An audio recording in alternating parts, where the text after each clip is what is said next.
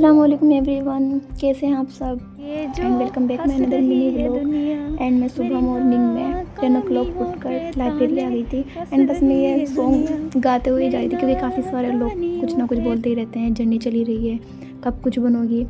And finally मैं library आ गई थी एंड बस अपना बैग रखा, अपना जो मैं नोट्स कुछ घर भी ले जाती हूँ रिवीजन के लिए, पढ़ने के लिए, वो निकाले। एंड देन जो मुझे पढ़ना था आज उसको मैंने बाहर निकाला और ये मेरे पास आ जाती है तो मैं इसको लैपटॉप दिखा रही थी। आफ्टर दैट मैंने अपना टू डू लिस्ट बनाई एंड अपना करंट अफेयर किया अच्छी तरह से, क्योंकि न्यूज़ में काफ़ी सारी चीज़ें नई क्या डेली न्यूज़ में कुछ ना कुछ आते ही रहता है।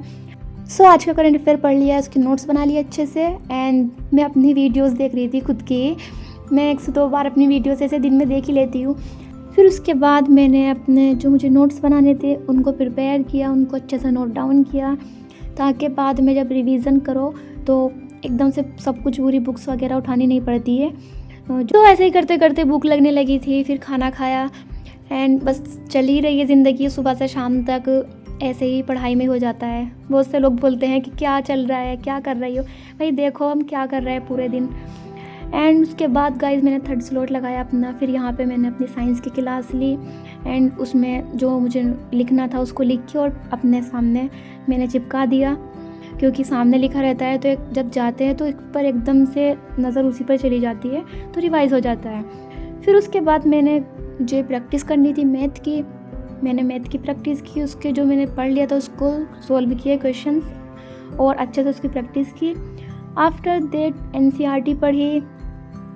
एनसीईआरटी उसके नोट्स तो मेरे बने हुए ही है, बट कहीं कहीं पे वो न्यू वर्ड्स से और कुछ इंपॉर्टेंट वर्ड्स रहते हैं, बस उसको ही नोट डाउन किया।